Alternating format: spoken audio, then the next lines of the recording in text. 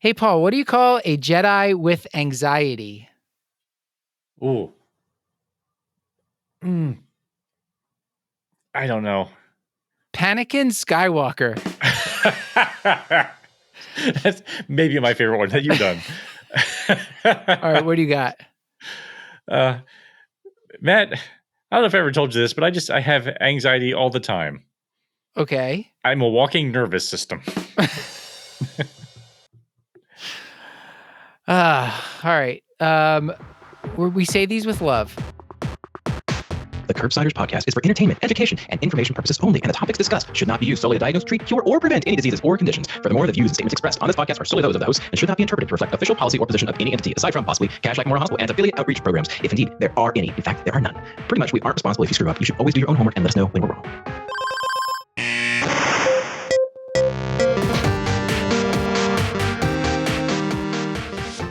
Welcome back to the Curbsiders. I'm Dr. Matthew Watto, here with my great friend and America's primary care physician, Dr. Paul Nelson Williams. Hi, Paul. Hey, Matt, how are you? Good. I hope the audience will excuse those puns. As I said, we say those with love. We always like to start the show with a pun.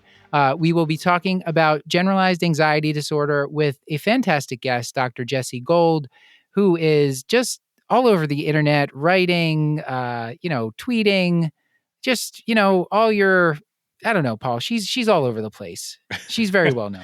She's a media mogul. Yeah, Yes. I'm starstruck. In just a second, we will introduce our producer for this episode. But first, could you tell the audience, what is it that we do on Curbsiders? Sure, Matt. As always, we are the internal medicine podcast. We use expert interviews to bring you clinical pearls and practice-changing knowledge. And with us today is Eddie Jang. Eddie, it's been a while since you produced a show with us, but you do a lot of our artwork. I'm sure the audience knows your work. They don't know they know your work. How you been, Eddie? Good. All right. So we had a great guest, Dr. Jessi Gold. Our guest, Dr. Jessi Gold, is the Chief Wellness Officer of the University of Tennessee and Associate Professor in the Department of Psychiatry at the University of Tennessee Health and Science Center. She writes regularly for the popular press and has been featured, among others, in the New York Times, The Atlantic, and Self. Her first book, How Do You Feel? One Doctor's Search for Humanity in Medicine, will be out in October 2024 from Simon Element. And you can find her at Dr. Jessi Gold across social media platforms. Okay, and a reminder that this and most episodes will be available for CME credit for all health professionals through VCU Health at curbsiders.vcuhealth.org. And also a reminder, if you want to check out our Patreon, it's patreon.com/curbsiders, where you can get bonus episodes and ad-free episodes, all sorts of other cool stuff. Check it out, patreon.com/curbsiders. Okay, Jessi, we've been talking for a while, but time to bring the audience into this. And thank you so much for coming on the show. The first thing they're going to want to know is, do you have a hobby or interest outside of medicine, and can you share it with us? I like this question because it implies we have hobbies. I used to have hobbies and then I went to medical school, is how I kind of feel in my life. But, I write a lot and it started as a hobby and a comfort kind of thing and has evolved as actually part of my job now. So I kind of have to fight the urge to write something for the popular press when I'm writing, and I have to be like, "This is for you, and it makes you feel better. You can do that later." It's a whole thing, but that would be my answer, I think. That's a good one. So you are doing some sort of like journaling or just writing that you're not putting out there into the world. Is that what you're saying? I had to buy a pen and paper, and I have to do it that way because otherwise, if I do it on my computer, I go right into trying to make it into something else, and it's not what it's supposed to be for. If something I write like ends up there, that's fine, but it's not comforting and like self-care if you're going right to making it work. Yeah, probably good to take a break from a screen once in a while as well. So, I don't know if you know Neil Gaiman. He wrote American Gods and a bunch of other stuff, but he's one of my favorite authors. But he now writes his first draft of his books with pen and paper because it forces him, like, this way I can't look up words. I don't go down internet rabbit holes. I'm not interrupted by emails. Like, it's just me and the page, and what happens. Then I always go back and revise it. But his first draft is now all fountain pen handwritten, I'm just sure to his avoid editors temptation. hate that. It's gotta be awful. Yeah. And I like my hand because we don't write that much anymore. Like even 15, 20 minutes of doing it that way, my hand like cramps. And I'm like, why is this so hard? Not that my hands don't do that for like typing, but it's a whole thing. No, it sounds romantic, but also awful. And I have enough Post-it notes scattered across my office. I'm like, I have no idea what I'm reminding myself at this point now. So I don't think it would go well for me if I tried it. Paul, anything else you'd like to ask about? I do like the favorite failure question. So if you have one, and it doesn't have to be a medicine related failure necessarily, but do you have a failure that you learned something from or at least enjoyed? All my failures are my favorite failures. Like the same way you would say, "Do I have hobbies?" If I don't know, but I certainly have failures. I wish we talked about them more. I think for me, I'm a really bad test taker, like standardized tests and like starting young. That was a big failure for me. Like I threw up in the ACTs and had to cancel my score, which was a whole thing. I started taking it, there were, like, 5 minutes left or whatever, I got super anxious, I, like, made it to the end of that and then just, like, ran out and then canceled my scores immediately because I was, like, 1, embarrassed, 2, like, definitely not thinking straight at Yeah. all, but, I think it taught me not to put so much pressure on myself ultimately in the long run, but we have tests all the time, and it's not like I'm so much better, I'm just a bit better. Yeah, tests aren't fun. I hear you. So let's go to our first case from Cashlack. Eddie, do you wanna present the case? This is Sophie, right? Sure. So Sophie is a 24-year-old female, past middle history of depression, obesity, hypothyroidism, who's coming to your clinic with 6 months of increasingly anxious mood. The only medication she's taking right now is levothyroxine. She doesn't smoke or do any other recreational drugs and is just a social drinker. She just moved into town 6 months ago, working in a design firm, which has been kind of stressful since her first job. She states she's felt similar anxiety before in college, coupled with some depression, but she's not currently depressed. And she brings some recent blood work in, which shows that her CBC, CMP, and thyroid studies are all within normal range. So, for this patient presenting with anxiety, how should we direct the conversation? This is a good case and a good question. I think the first thing you have to think about, and this is a problem with sort of how we use mental health terminology day to day, is that anxiety is a symptom, not an actual diagnosis every time someone says it. So we use the word so much to mean the symptom sometimes, to mean the diagnosis other times, but people just automatically assume that that's what's going on if people use that word.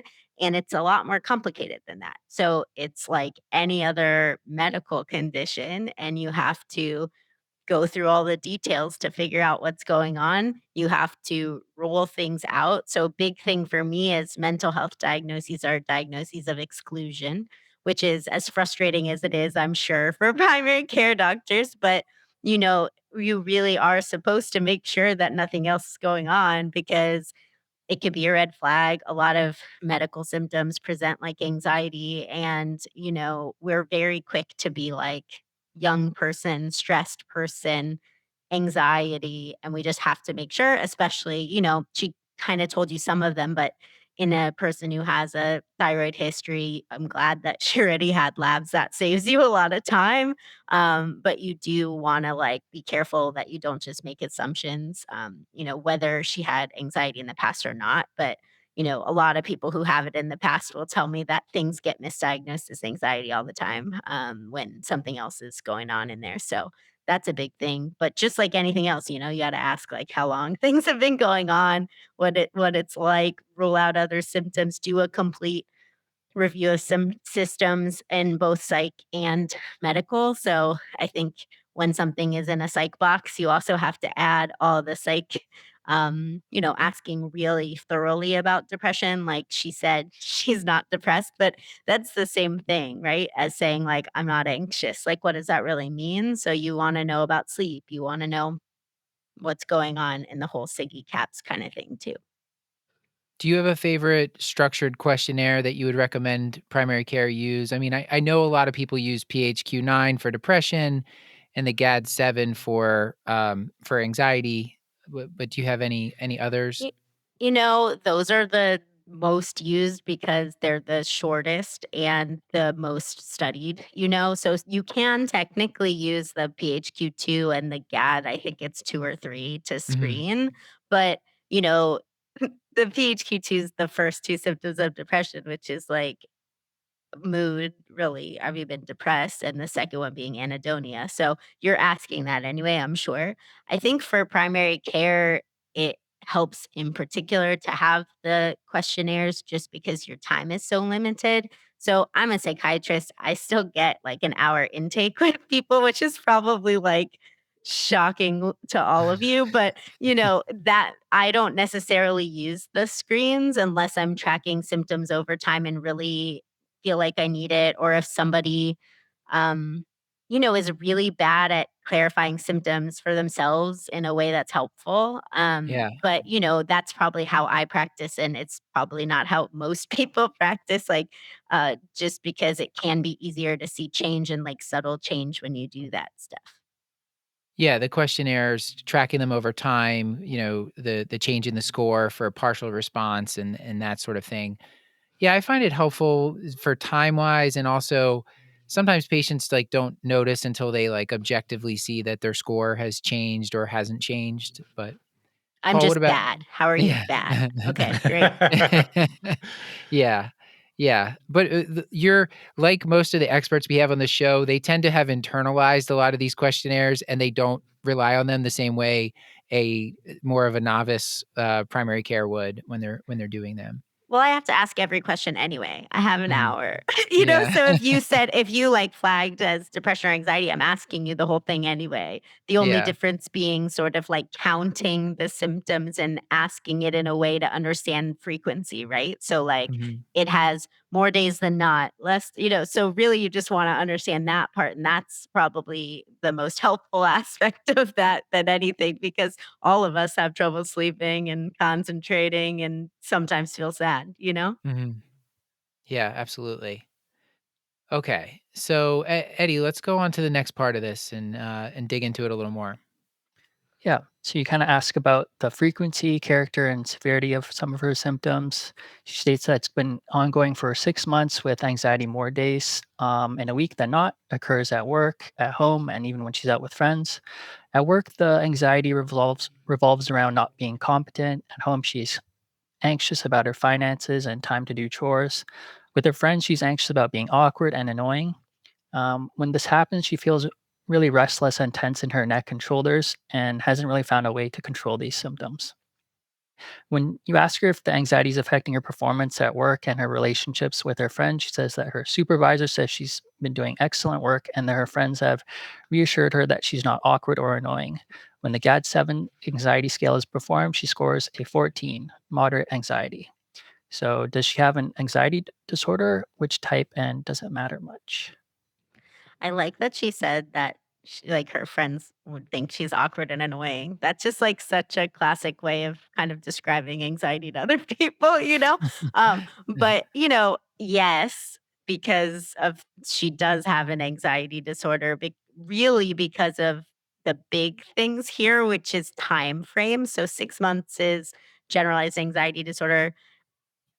I always say to patients, like, not everyone makes it to 6 months because it interferes in your life before that. So, both of those things are measures of severity. And sometimes people can't wait 6 months to have that. So, if you were going to go by strict definition, you might say they don't quite qualify for having Right. generalized anxiety disorder yet. But they just came in earlier because their life was more consumed by it. So it's a little complicated, but in the main things here, like one, you did a objective screen, so she meets criteria that way, but also really like time frame and severity. And then, if you look at generalized anxiety disorder, it's like time, difficult to control worry, and then a bunch of symptoms, like, and you need 3 of them, and she has those. I mean, you can ask it, they're all weird symptoms, I think, when you ask people, because they don't really like, are you easily tired? has your sleep changed? Are you feeling like very keyed up? Like these kind of things like happen to people in stressful workplaces and life a lot. So again, like someone might flag on the symptoms, but not on the timeline or not on the severity. She thinks it's not that big of a deal. Like work is not interrupted. Her friends say she's fine. But then if you look at the objective measurement, and in this case, that would have been helpful, like she might not be noticing it as much, or other people might not be noticing it as much because it's just like an extreme version of her baseline personality. And so people might just be like, well, that's her and that's how she is in the end. So I think that in those cases, the objective measure can be helpful. You also said, does it matter what kind is going on? Super complicated. In my personal opinion, there are times where it matters and times where it doesn't. At the core, you probably might do the same treatment no matter what. If you go by FDA approvals, which you can in certain circumstances, and you can also understand that to want an FDA approval for panic instead of anxiety, it just means you paid the money for the trial. Then you might alter what you're doing in those circumstances. A lot of them are comorbid. So you're going to get somebody who has like generalized anxiety disorder and panic. So that's confusing. I think the big ones for those are like, I think panic you might treat a little differently because someone might need a as needed medicine more than somebody who might be just stressed and anxious all the time. Um, you know, but for the most part, it's helpful to know symptoms. And sometimes the diagnosis matters in those circumstances, but sometimes you're going to do the same thing anyway. So, we used to have like anxiety not otherwise specified, and we just have like unspecified anxiety. Now, a lot of people fit that because of timeline and because of what's going on is not exactly what the DSM said. So, if you're a strict definition person, you would argue very differently than me, I think. But I'm more of like a spectrum, these things overlap person in psychiatry, and those are sort of two camps. I think that's Paul. I think that's more in line with how we roll in this show, right? We're very, very practical. We don't need to be strictly by the book for like the DSM stuff. I mean, it's just I mean, I speak for yourself, but no, and Jesse, I mean, you're kind of touched on this with your answer, but I feel like when patients present with anxiety, it's sometimes you're very lucky and they come in, they say, I'm feeling very anxious and here's what's going on. You're like, well, thank you. Like that, you've saved me a lot of time. And other times, as you mentioned, this is part of the differential for a lot of stuff, or maybe just pick up on something. So you go through the diagnostic criteria and then they meet them. And those patients are the ones that kind of struggle explaining what generalized anxiety is and sort of how we think about it, because to them, it may just, this is stress. This is how life is. This is a normal response to things. So when I know in your field, maybe the patients are presenting, maybe the diagnosis has already been semi-made, but I guess how do you talk to patients about the diagnosis and sort of how it's different than just the stress of life? So I see a lot of people who've never been diagnosed before. So I see a lot of college kids and I see a lot of healthcare workers. Doesn't mean they haven't been anxious before, but it sure means they avoided coming to get help, right? Mhm. So I think that I'm very used to this conversation and I understand the pushback. I would say, first of all, some of it is cultural. So we describe anxiety symptoms different across cultures. That's complicated. Sometimes you might need to, even when you give something like the GAD-7, that still might be like 0 in somebody of a different cultural background. And then you might find out they just call it something else and they're experiencing something else. So I often am like, what does worry mean to you? And like, how does that like present in your life, like mentally and physically? And try to understand it kind of more conceptually than just to be like, are you sleeping? Are you stressed? Are you keyed up? Like, right. Because a lot of people might not understand that. That's a first step. If someone uses the word anxious themselves, I do the same thing, which is reflect it back and say, like, what does anxious mean? Because they used it and they must have a concept of it in their head. But then when somebody is actually like, I'm going to say, like, so this is what I think is going on, you're right, though, that anxiety is normal, right? So all of us evolved to have anxiety. And I explain it this way because I think it helps people, which is to say, when we were like in the wilderness, anxiety was an indication that there was a threat or there could be a threat. And so our body prepared for that.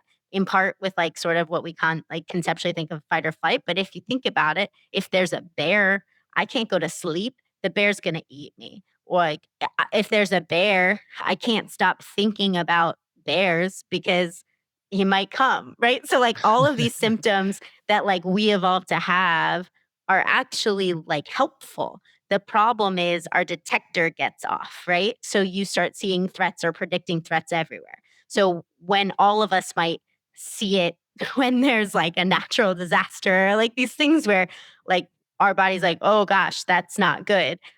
Somebody with anxiety disorder is like firing all the time. And their sort of like ability to detect an actual threat or an actual predicted threat is just off.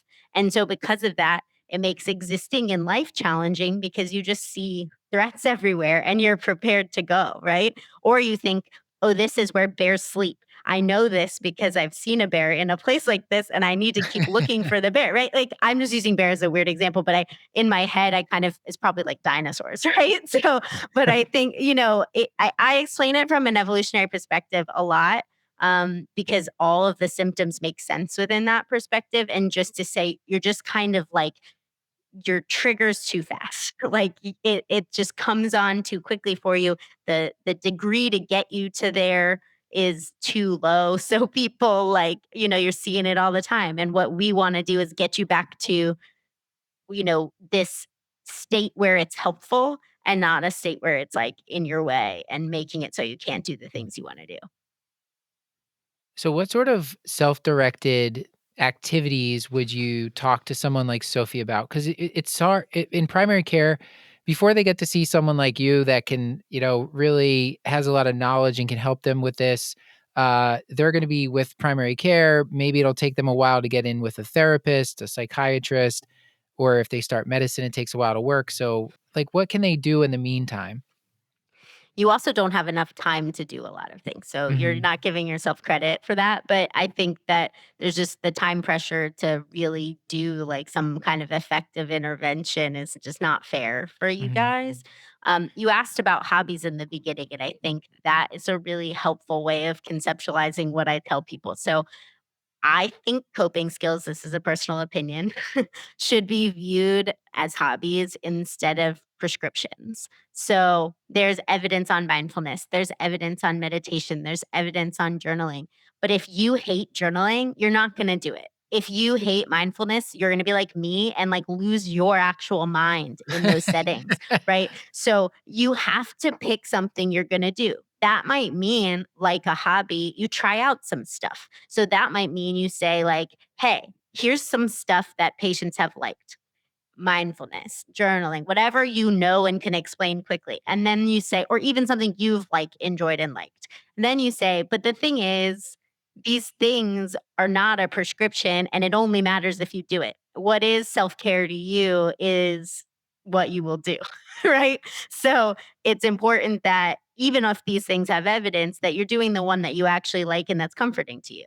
The cool thing is there are a lot of things to choose from. There's this whole like pleasant activities list, which can seem cheesy, but in a lot of ways you can hand it out to people and it's just like things that people do that they enjoy, right? So sometimes when you're anxious and sometimes when you're sad, you can't get there. Like it's just like I have too much. It's like a menu, choosing where to go to dinner and there or like looking at one of those really big menus and you're just like I can't do anything and you kind of freeze. And so that sort of is like helping you guide the menu. So that can be pretty easy. I also like keep a stress ball on my desk. I keep stress putty on my desk. I think those things can be really helpful for people if they start playing around with it, especially if like the stress is coming from something like work and like you can't see my hands unless I go like this on Zoom, right? So I've played with stress putty while talking to patients before because you can't see it. And I think that's helpful. Apps are mixed. I have no problem with people using them.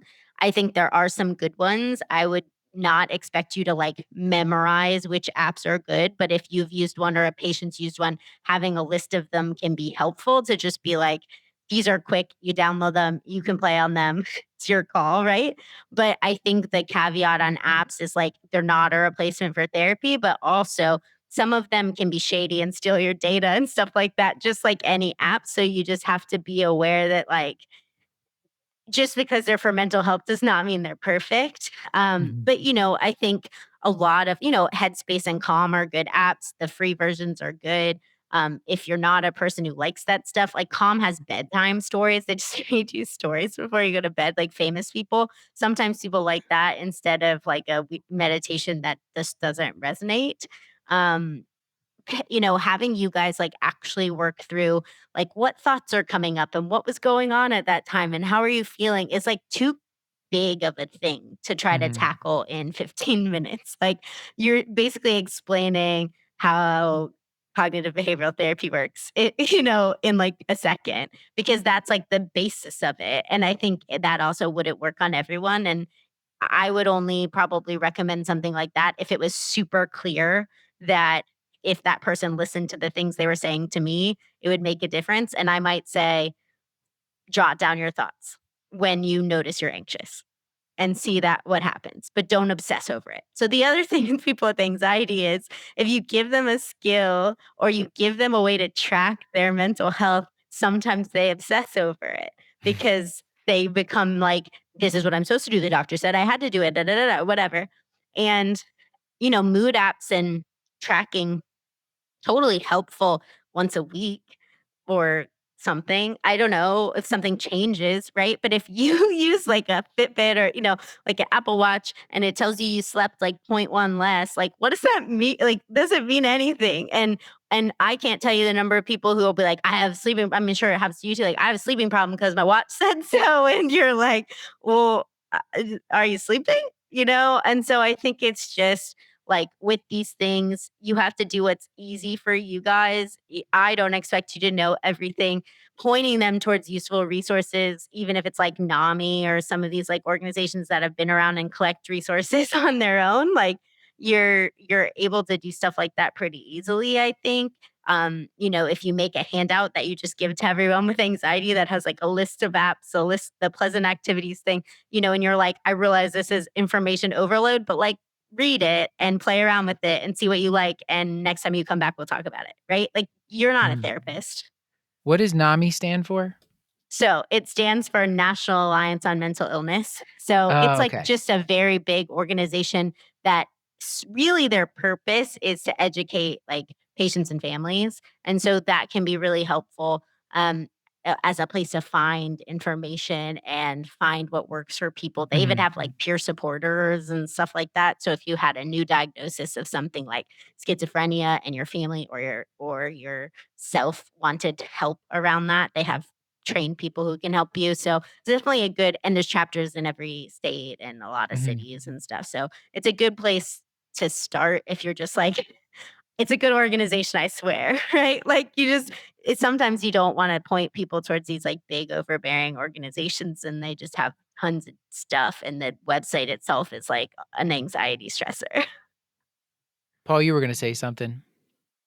Oh, was I? Oh, I was just thinking about the patients who are so good at tracking their symptoms and are so good. Like I'm just mad. You've had the patient who has prediabetes who checks their sugar 14 times a day, and they have like the Excel spreadsheet, and you're like, this is almost too much self-efficacy. Like I appreciate what you're trying to do, um, but I guess that Jesse, my question for you, we'll talk about medications, I think at length, but what kind of calculus can you just talk us through? Sort of what you're thinking about and how you decide whether or not to offer medication versus a lot of this sort of other supportive stuff at the initial visit. So, for the person who's presenting to you for the first time, what factors play into the decision to start a medication versus really kind of leaning into these non-medication options? So I'll start with the meds part. So I'm a psychiatrist. Usually, by the time someone comes to me, they're at least considering medication. There definitely are psychiatrists that just practice psychotherapy or do practice psychotherapy in addition. But in our insurance based structure, most people are doing med management visits as at least some part of what they're doing. So to come to me, you have to at least have it like in the back of your mind in some capacity. It doesn't mean that I'm going to give it to you, but it means that you might not hate the idea, right? So you're going to not have that because that it comes up all the time. So I consider patient preference because meds don't work if you don't take them, right? So I can tell you all you want that like a medication makes sense, but like if you're not ready to do that yet, we might come up with another alternative. If you're like hesitant, I might think about whether there's a PRN or something you could give to sort of start the kind of easily creeping into anxiety management with meds thing. Like I try to get on some plane with them on that. So patient preference is huge for mental health, I think, because placebo or not for some of it, but also just like buy-in really, really matters. I think people will tell you they have 100 side effects too if they really don't want to be on meds.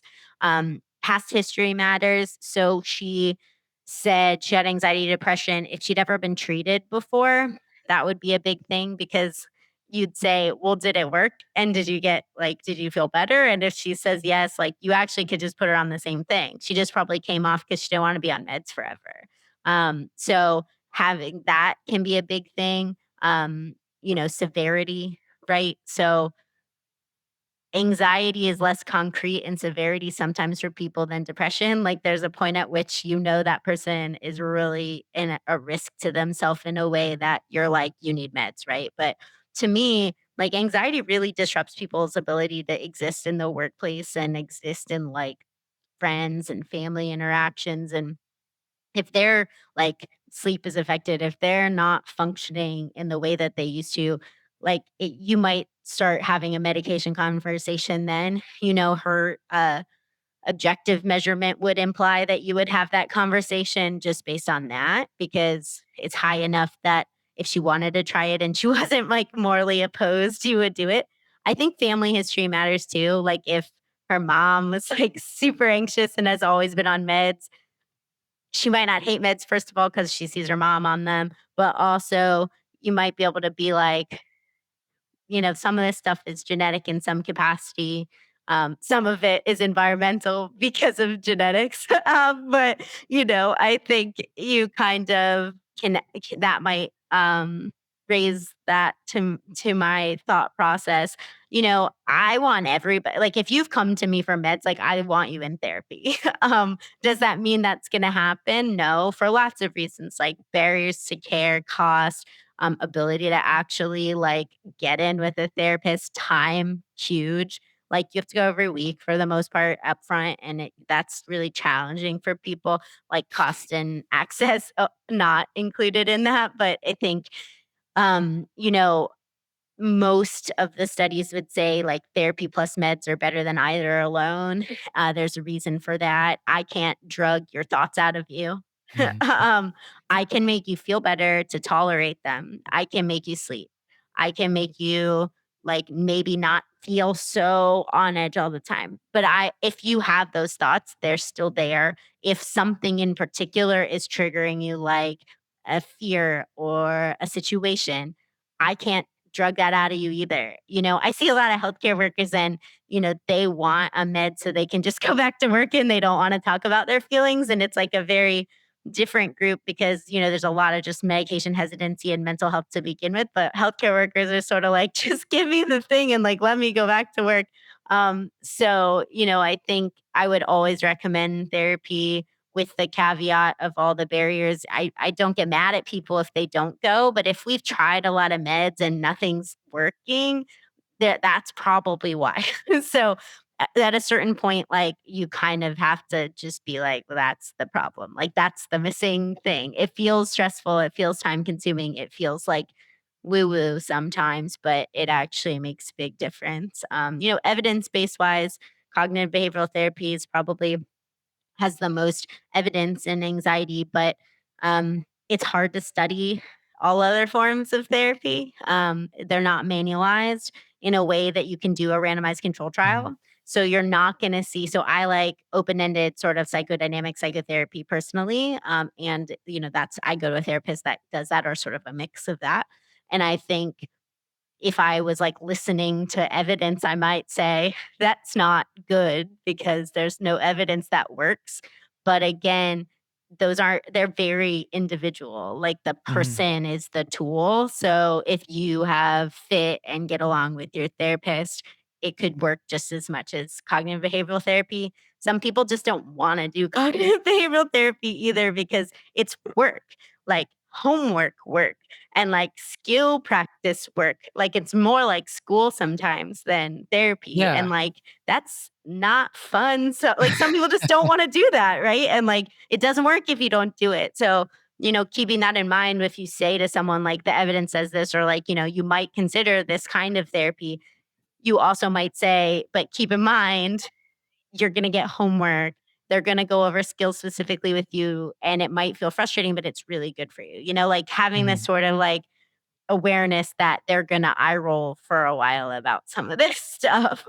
Yeah, Jesse, one of the articles I was reading mentioned that CBT has, quote, considerable homework, and it's something like 8 to 20 sessions that people go to for it. So I was going to ask, like, we don't have to mention brands here, but like, there's a couple different online or all online, all remote like services that you can sign up for. I know some health systems even like provide them for their employees, and you can get a therapist there. Yeah, it's almost like Uber for therapy. Like you just like, you throw a line out there and there's a bunch of therapists that like are around that you could choose from. So, what do you think about those resources or just like online self-directed CBT? Are those things that you've seen anyone have success with? So let's start with the therapy kind of companies. Mhm. It is important that people can get anything quickly. Mhm. I'm never going to tell you that's bad and at a price point that they can afford. Um, I think that is huge, especially because on a good day, a medicine I would give you is going to take 6 to 8 weeks, right? Yeah. That's a long time to wait. And then if you're also on a wait list for psychotherapy, like what are you doing, right? Like you asked like how to give people stuff, but even if you are working with them and having them come back and trying to like kind of patch it while they're waiting, it's really just patching it. You're not their therapist. So access wise, it's great. I think it comes with the caveat around quality. So I think even the people who are therapists who might moonlight for some of these places would tell you that too, that it's very hit or miss in the therapy, like who is good. They're underpaid and overworked. So to want that job is a specific kind of person sometimes. You might be a person who only wants to see a PhD, and the chances that you're going to get that on one of these apps is probably almost zero. So that's a training thing, right? So again, as a healthcare worker, sometimes people want the 6 years of somebody doing the training as opposed to the 1 to 2 or something like that. So I think that's a decision you might make. Honestly, I tell people they exist and that they can use them, but that I prefer they use them as a bridge. Mhm. Like that they use them while they're waiting for whoever they want to see in the community for the long term. That they use it for short term, quick access, that they ask for a different one if they hate the person or they're really bad. I've had patients say that the therapists on some of them bring up things that they shouldn't, like religion or politics, and, like things that are just really wrong. Like if that happens and you're really uncomfortable, you don't feel safe, like I hope it doesn't scare you away from getting help, but I hope you know that you can ask to see someone else? So Mhm. I usually would say stuff like that. Like, but it's very hard to poo poo an entire thing that makes somebody get in that quickly. But, they are, after all, businesses, and people in mental health are vulnerable. People struggling with their mental health are vulnerable, meaning that you want an answer and you want an answer quickly and you want help and you want help quickly, and the system isn't built that way and you're not getting a lot of support, and so you're like, well, what can I do and what can I do quickly? And that's how like all these kind of, I don't know, not scientific ways of helping your mental health kind of get chosen. That's how these kind of companies thrive. That's how some of them that actually were psychiatrists just gave drugs to everybody. I think it's a very, very vulnerable population for like the search for answers and answers that don't take years. And it makes me sad a little bit that Mhm. it's such a hot market for this stuff. Mhm. Yeah, I agree with you. The appeal there is the ease of getting into care. That's the issue. It is very hard to get people in to see a therapist as a primary care, at least in all the places I've worked so far. So, and building that, like, that relationship you always see on movies and TV where the person's had like the same therapist for like 5, 10, 20 years, that like that's super rare in my experience as a primary care. So, Jesse, let's say Sophie does all the stuff. She's doing things she enjoys. She's practicing relaxation techniques. She's followed recommendations as much as she's been able to, and yet still continues to feel anxious. And so, at this point, she says, "I think I'm ready to try medication to kind of further help my symptoms." Um, what kind of considerations do you think about when you're actually starting an initial agent? Like, how do you choose for her?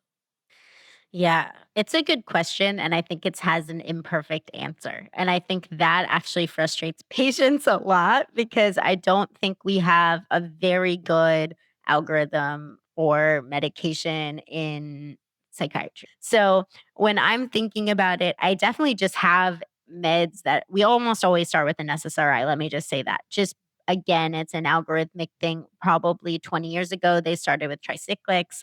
Then SSRIs made it easier, right? They're just less side effects. So that's what happened to them being the ones you start with. So, um, you know, I have preferred ones based on patients and seeing them and seeing what people tend to like, and that's some of my thought process.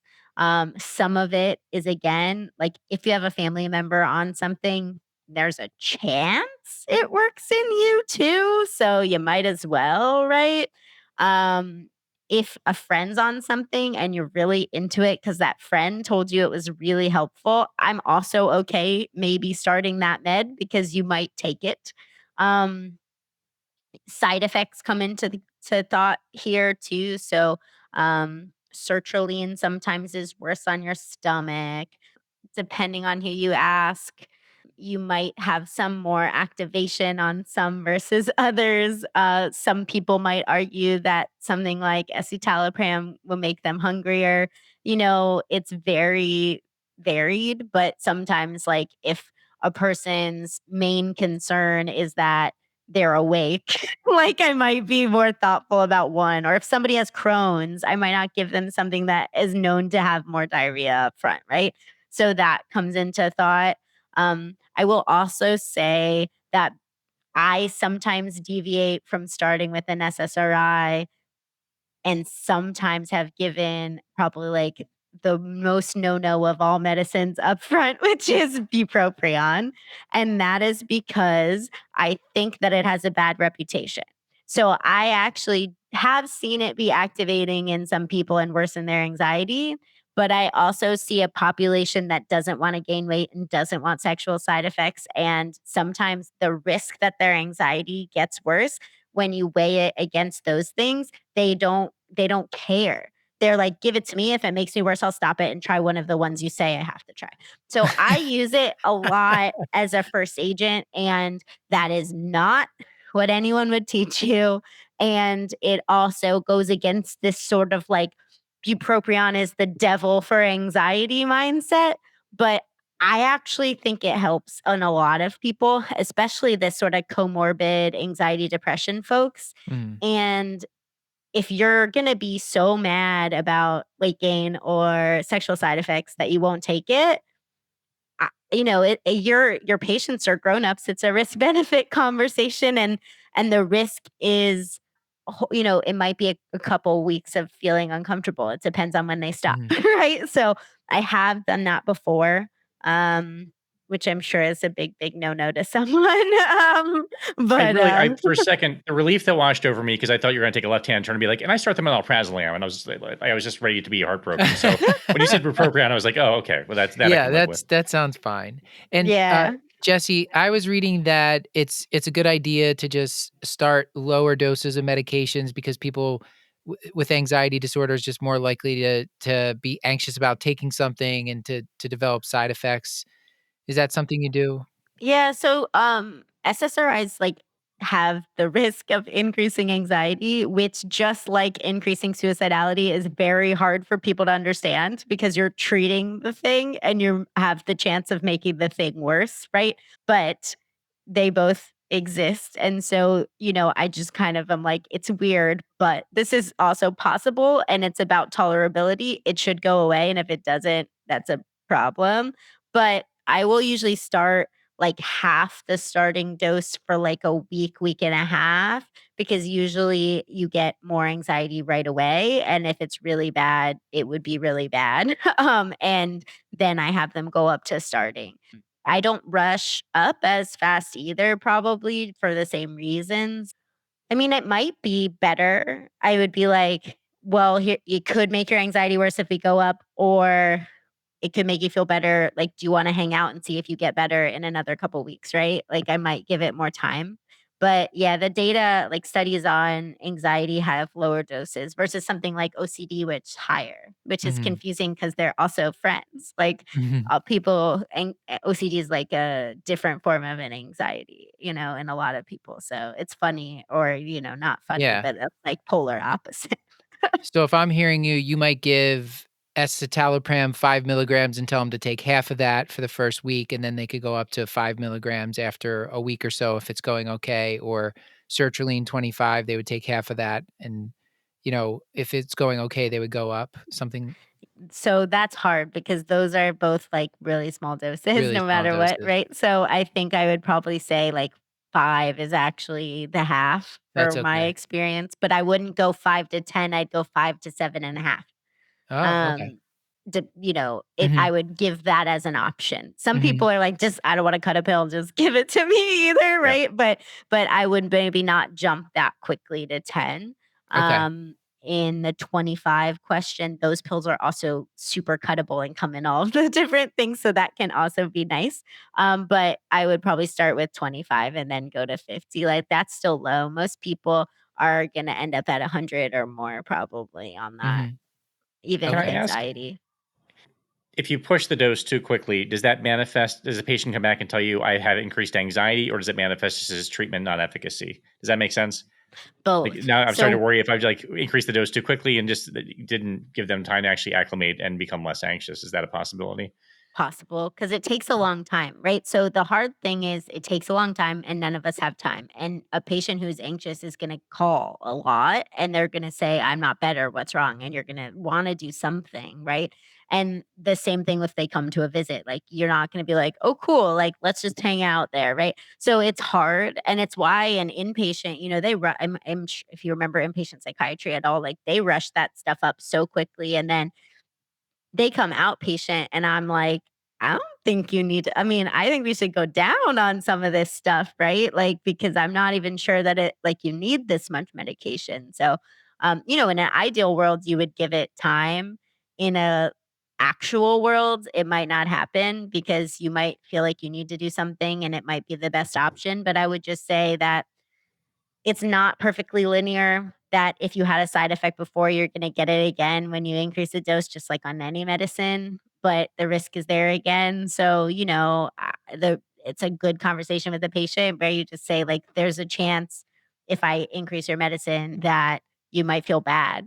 So, that's just something to know, but I'm happy to do it to see if it makes difference. But I definitely think that we probably increase too fast and, like, not everybody needs to be on that, but it's not humanly possible to not for the most part. Like if you looked at studies, they're waiting. Like they're waiting and giving it like a full 8 weeks or whatever.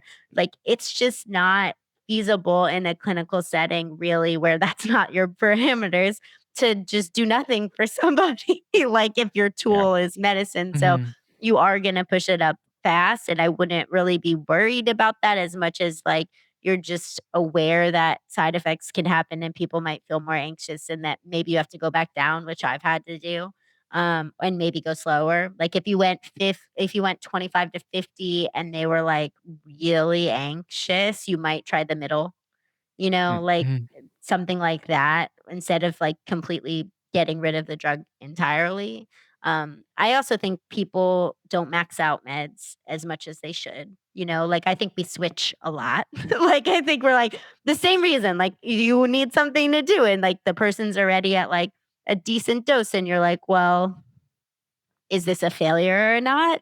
And I think that's a really hard question to answer and that we probably switch meds more than most. But like when I get someone's med list and they've been on like 15 meds, I try things they've been on before because as long as it didn't give them hives and it didn't make them so miserable that they won't take it, um, I can't be certain that they gave it a good go.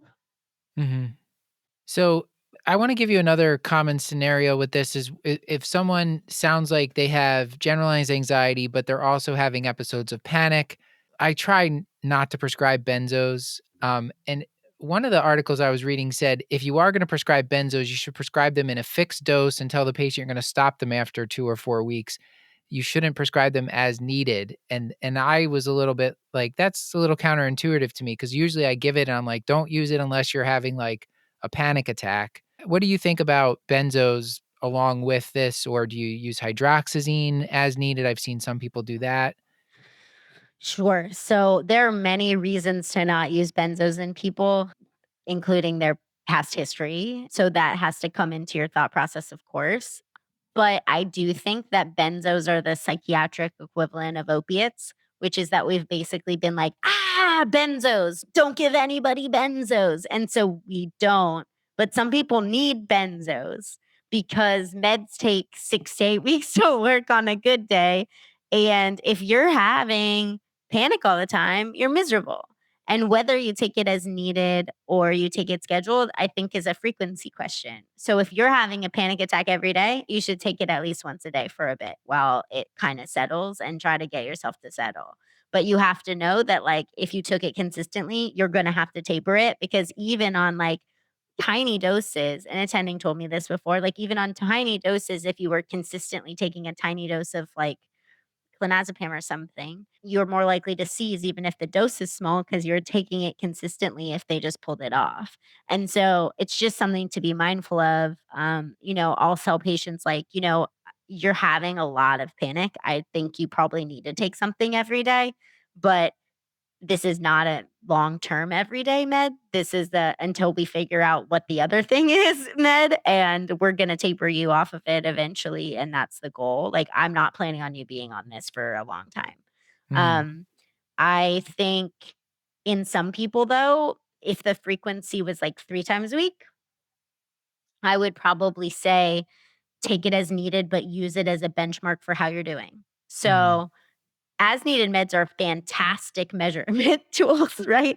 If you're taking an as needed med every day, you need a daily med. So, like, I have patients who want to start with as needed meds, and I say, if that's all you'll take, I won't start clonazepam probably in those situations. But I will say, like, if that only thing that you'll take is an as needed medicine, that's fine. But we have to use it as a barometer for how you're doing. And if you take it every day, we're having this conversation again, you know? Mhm. Um, but in most people, it's a severity thing for me whether I offer that up front or not. So if you're really, really, really, really sick and you don't have like a logical, in my head, counterindication beyond like long-term use of this being a problem, I would probably offer it, but I would monitor it and take people off of it and have that conversation up front.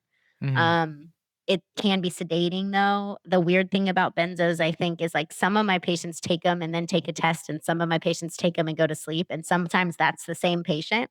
And I don't understand that at all. Yeah. So it's just something to keep in mind. I think my favorite drug for as needed anxiety though is propranolol.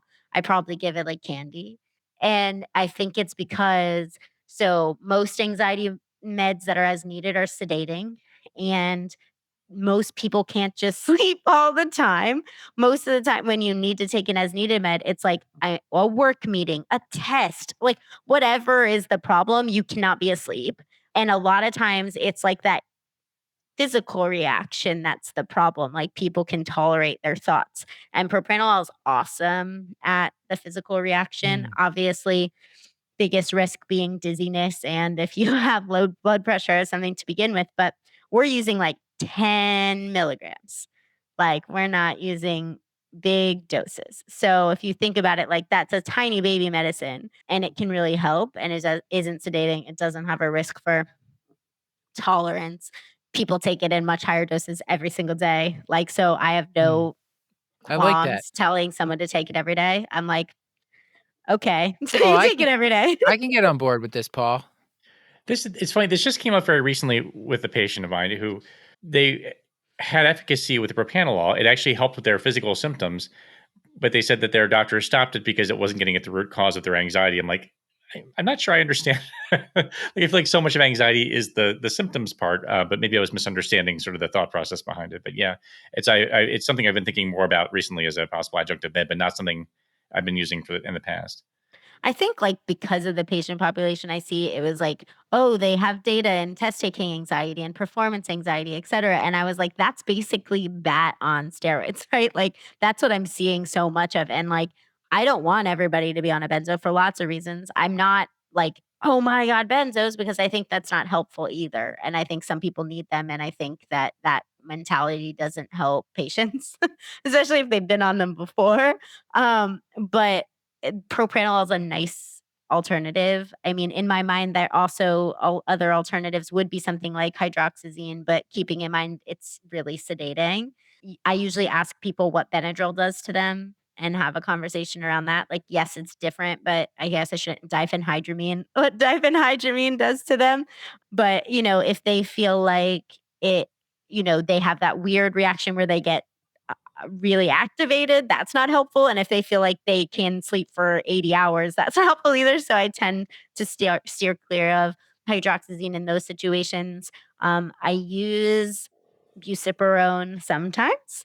If you look at an insert, it is not an as needed medicine, but some people would like to take it as needed, and that's fine with me. I try to prescribe it once daily and once as needed, and use the once as needed as a measurement for severity, because people don't like twice a day meds.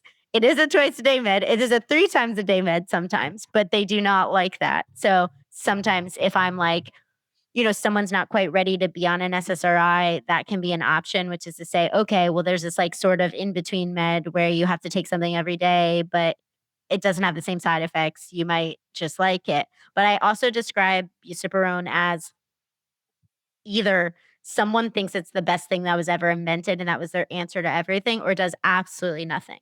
There's no in between. I have no idea why, but it is not a spectrum. Like it is like that was the best thing. Why did no one give that to me before? Or why are you giving me Tic Tacs? Like there's literally nothing in between. And so that doesn't scare me from taking it or like, having people take it. But I will say that. And I will say we will know very quickly if this does absolutely nothing. And there's a chance it does absolutely nothing, but it sometimes really works for people. And I'm trying not to like take that opportunity away from you if you want it.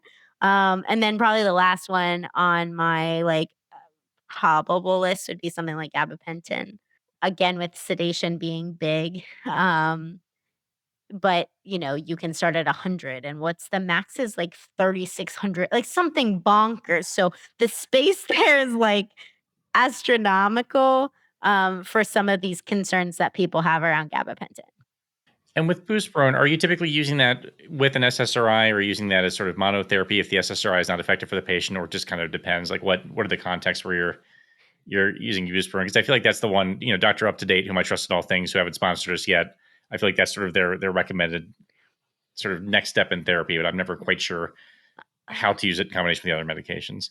So my most go-to use of it is these people who don't want meds yet. It's a good option for people who don't want meds yet. It's like a test of them taking something, and it doesn't look as bad if they Google it. In fact, there's like no information really if they Google Right. it. And so for the most part, that's helpful. And so I'll be like, well, here's an in between, and it's not as needed. So you're not chasing it as much, if you have them take it that way. As an adjunct, like to an SSRI, I would say it's only helpful if you are mostly there and you don't want to change the med.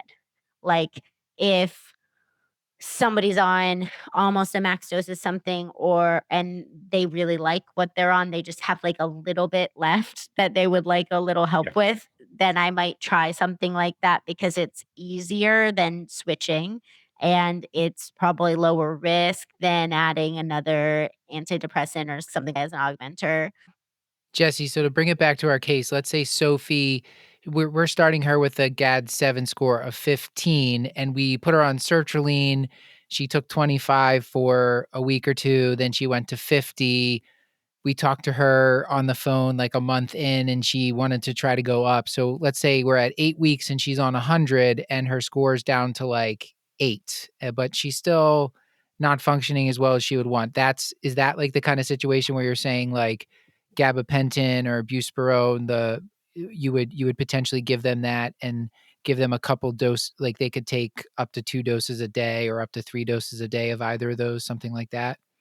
Yeah, I would say if Sophie said like, I kind of like it and I feel a bit better, but I'm not perfect. And not that anyone ever is, but like I still am pretty anxious and it's still interfering with my life. The question would be how bad and if you should go up above 100, right? That would be your Mhm. first thing. But if it's like, I don't want to do that. Like I'm good with this. Is there anything else I can do? Or like you feel like you don't need to do that part, then I might add it in that circumstance. Something like gabapentin, if like sh the problem is that she feels great, but she's not sleeping, it's solving 2 things. So would something like hydroxyzine, right? Like, it's helping with both. Like, it's anxious Mhm. thoughts at night usually, in that circumstance that you're just putting them to bed. So, Mhm. I think the in those circumstances, like, adding something like that can be helpful because 'cause you're, Mhm. like, kinda, for lack of a less bad metaphor, killing 2 birds with 1 stone.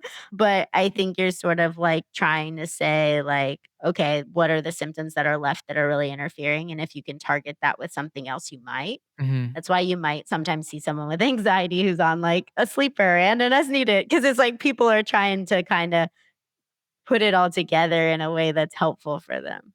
So this is a little bit out of order, but I wonder what the thinking is with SNRIs for anxiety. Like for depression, I will usually reach for them if there's some sort of possible secondary benefit, like vasomotor symptoms of menopause, or if there's some sort of chronic neuropathic pain. Like then I might be like, why don't we try this and see if we can't sort of attack both? Is there a role for SNRIs with anxiety, or a reason that you would reach for them versus an SSRI's initial therapy, or switch to them perhaps? Same reasons for initial. If somebody was like having migraines, I might do the same with like a TCA, so I do still think like that, even though there probably isn't as good of robust evidence in anxiety for thinking like that. There's a lot of sort of chronic pain overlap with depression and a concern and need to treat that, right? And so there's been a lot of studies on it, but it's not to say those people aren't anxious too. So you know, it will come up, in certain situations where it makes sense like that for me, but most of the time it would be 1 to 2 SSRI, choices, and then at that point, if I sort of was like, like I would look at bupropion and I would look at an SNRI, especially if it wasn't like they partially were working and I'm like wanting to add an adjunct. It's like they're just not working. Um, because, I think the caveat on all SNRIs is the coming off of it is horrible and skipping doses is horrible, especially for venlafaxine. Venlafaxine is the worst for that. And so, I always give that caveat. Like, I'm going to try a different class of meds, but there's a chance if you skip a dose, you might feel miserable. Even the extended release. That med is hard to come off of if you've ever tapered someone. Oh, Rule of thumb, I might go down every 2 weeks or something if I can, if people can tolerate it, but sometimes that one needs a little extra. Sometimes I've had to use a benzo in those circumstances, like trying to come off a med just as oh much my as coming gosh. on. So it sounds like part of what we got to with Paul's questions was if someone had no response to like 1 or 2 SSRIs or an SNRI, then what would you do then? Like if we've tried some of the first line agents, then are you going to TCAs as like or are you going to antipsychotics? You mentioned whatever, what is it, aripiprazole Aripiprazole. or quetiapine I've seen listed, Mhm. risperidone. Some of the articles I was reading said, like, if you get to that point, then they should be seeing a psychiatrist because side effects can be much worse with those meds. And Yeah. I mean, I wouldn't assume that you guys would be like throwing antipsychotics at people just because there's just a lot of side effects inherently with them and it's complicated. Um I have used quetiapine in a similar like sleep being the main thing mhm, situation, but 25 to 50, we're not talking like what 300 people. or Yeah. 200. Yeah. Yeah.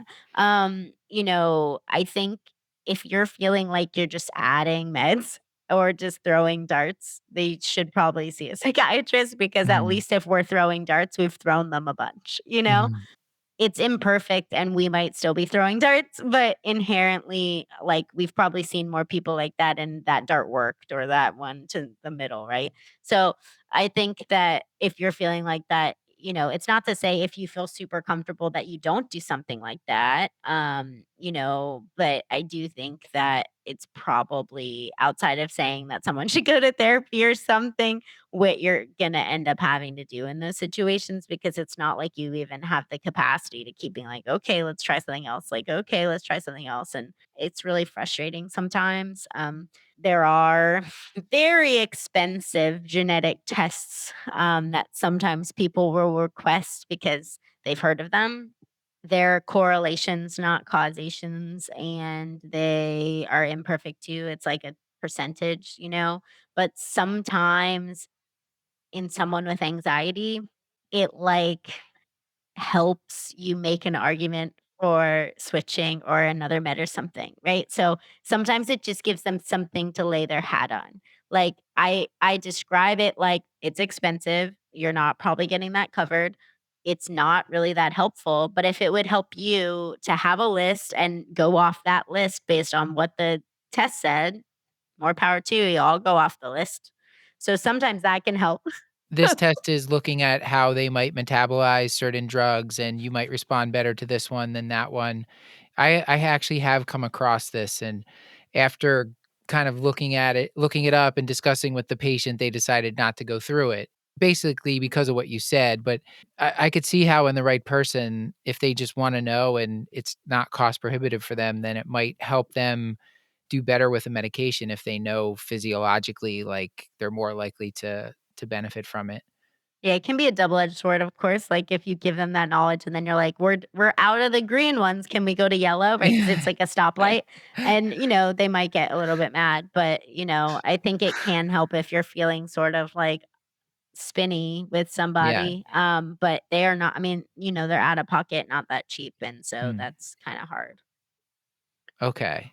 Before we get to the more exotic stuff, I feel like disordered sleep can be so much part of anxiety and one depression too. But I don't see folks reaching for mirtazapine so much for anxiety specifically. And I is what's the thought about that in terms of when to use it or if to use it at all?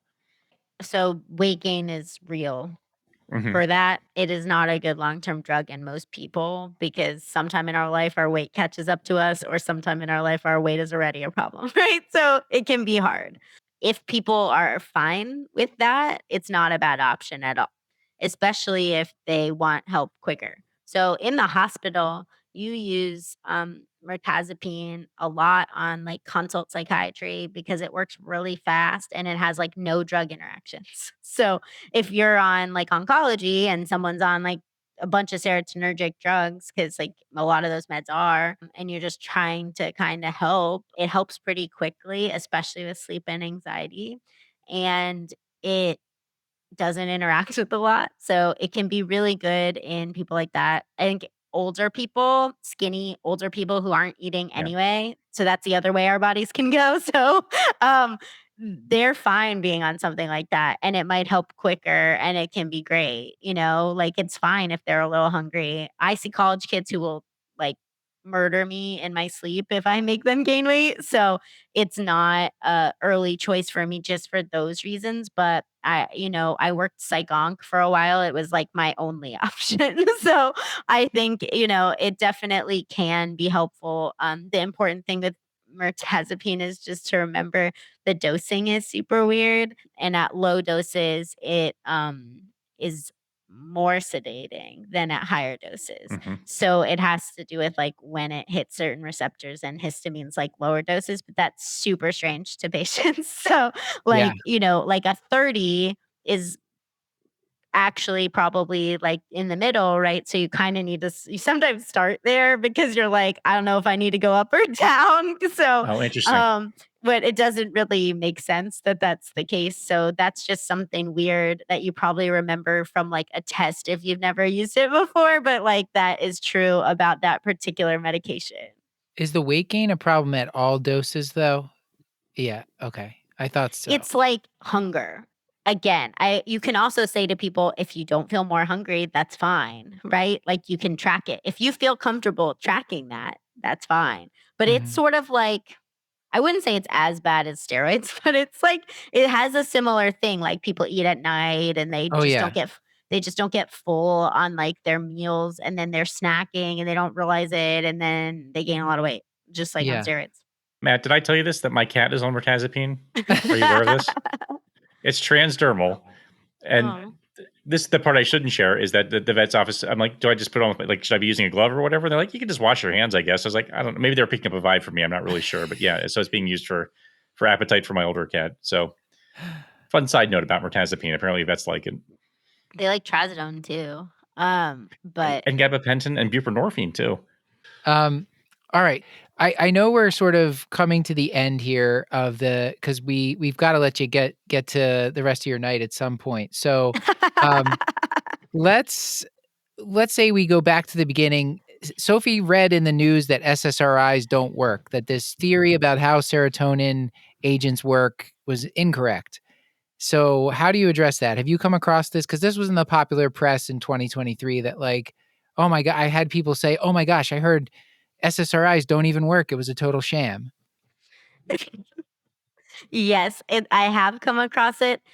It gives you a really good opportunity to explain scientific misinformation, and how to digest what people are reading. So, like, they're not necessarily ever going to go to the original paper. If you go to that original paper, not only will you find out that the people who wrote it hate medication, if you look at all of them, but you'll also note that the paper is just saying that it's not just serotonin, but it never once says meds don't work, because that's not the point of the paper. The point is to say it's not just serotonin. But if you ask a psychiatrist, it's like, duh, because SNRIs aren't just serotonin. Mirtazapine isn't, serotonin. Bupropion isn't just serotonin. Like we've always known depression is more complex Mhm. than that. It's a very simplistic view to assume that the only reason we are not happy is serotonin.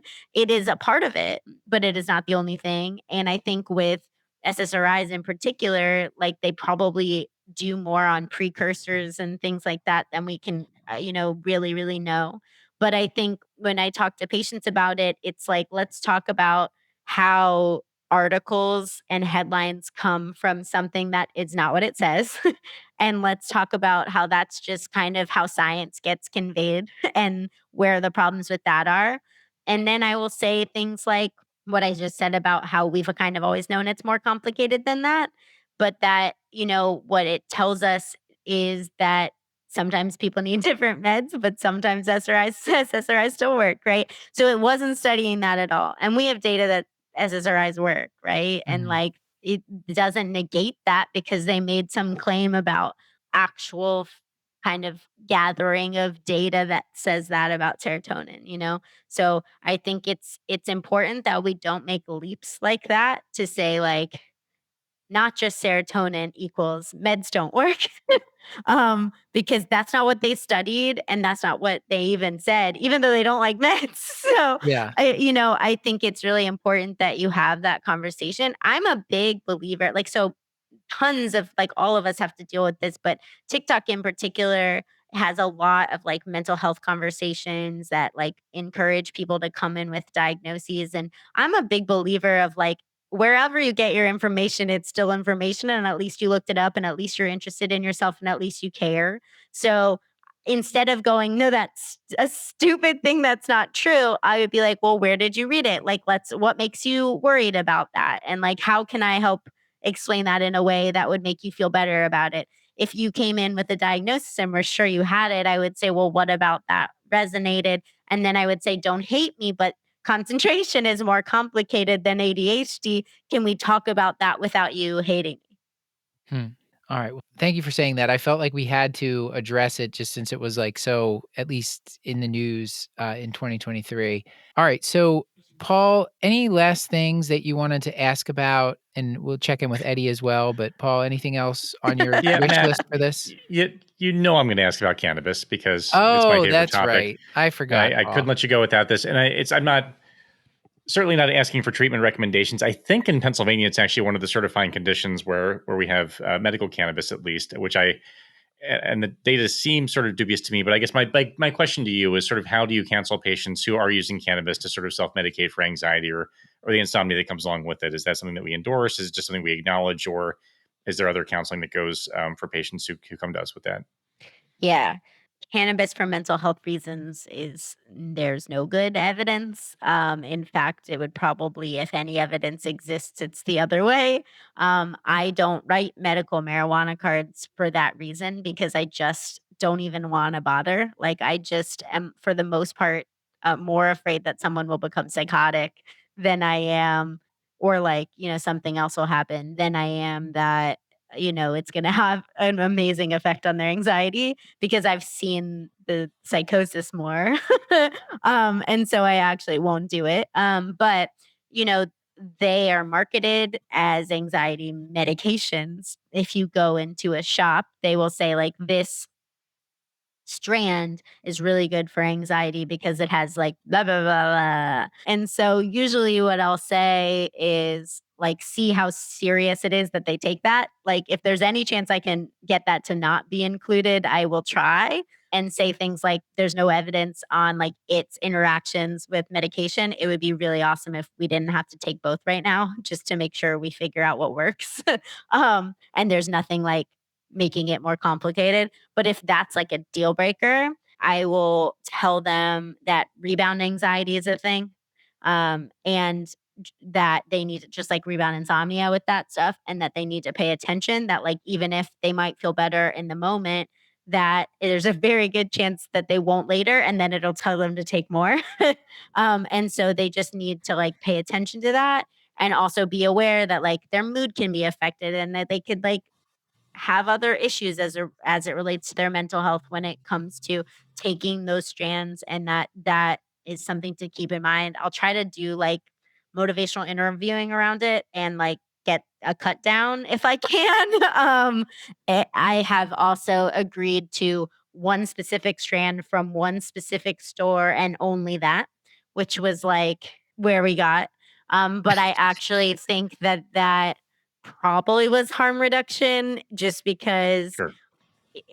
in the grand scheme of things, like who knows what's in all like these are like they're not really like made like meds are, right? So, I say that to them too, but I'm like, listen, like I don't know how to keep like you took this one, it did this, you took this one, it did this. Like if we're gonna play that game, I'm not switching your meds all the time. So can you just like kind of consistently get Hmm. the same thing?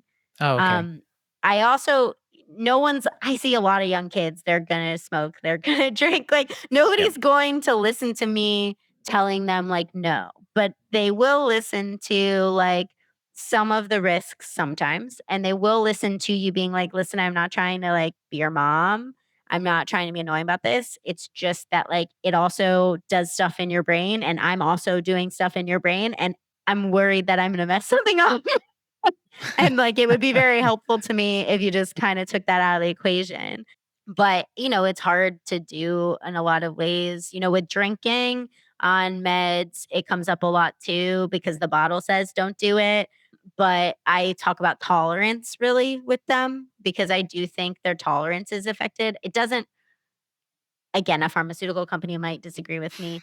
I don't think it makes it not work, and it doesn't make alcohol stronger, but it does somehow make it so like you might have been a 4 drink person and you're a 1 drink person. So I do think that like I'll say when you first drink on a medication, please like drink less and wait and see how you feel so that you don't like miss a whole day.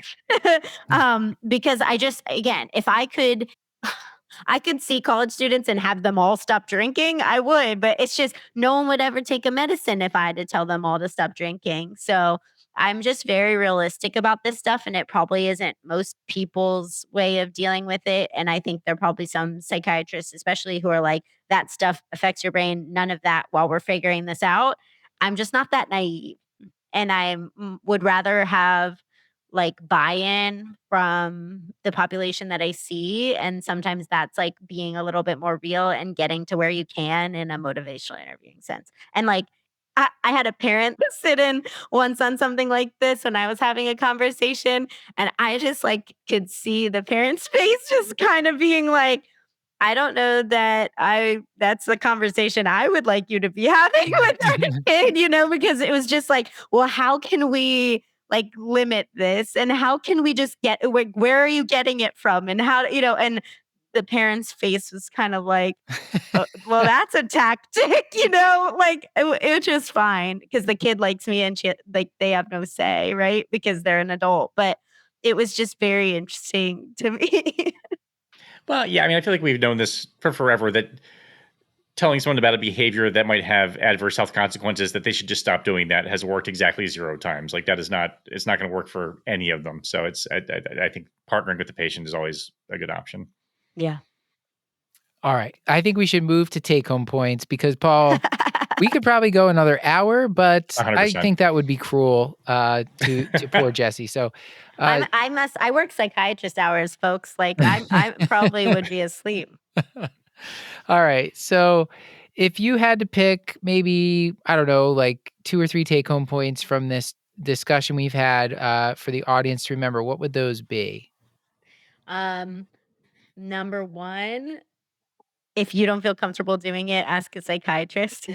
But, Sure. really, I like it when primary care doctors try, because it's too hard for everyone to get in and see psychiatry. It's not necessary for everyone to come see psychiatry. And for the most part, there's less stigma seeing you guys. So it's not helpful to just assume everyone who has a mental health condition should see psychiatrists. But if you start to feel like it's beyond the scope of like what you can do in the time, in your comfort level, like that's when you refer, just like you would for any specialty. The second thing being, mental health is like the reason we get like motivational interviewing training and we know how to do therapy, is a lot of it's about the person and like getting on their side. And you don't always have time for that, but remember that when you're rushed, which is to say, like, try to understand how they use terms, try to understand what brings them in, try to understand what's really troubling them or how they describe it. Try to understand, like, how they feel about medicine and why they're so hesitant or why it's causing problems, because they're not going to take it if they don't talk to you about that stuff. And I know it's really hard to do, but it's really important in mental health, probably like even more than some things. You can kind of think about it as like the way you guys have to talk to people who are taking insulin and stuff and like, struggle with it, and, trying to understand that and get on the same page with them is really important. And then the third thing just being like, listen, we're healthcare workers. We have our own mental health stuff. And so I just like want everybody to know that like being anxious is normal, but being anxious so badly that like you can't do what you want to do and it lasts for a really long time is not, right? So it's a spectrum just like anything. And it doesn't need to get to the level where your whole life is affected before you get help.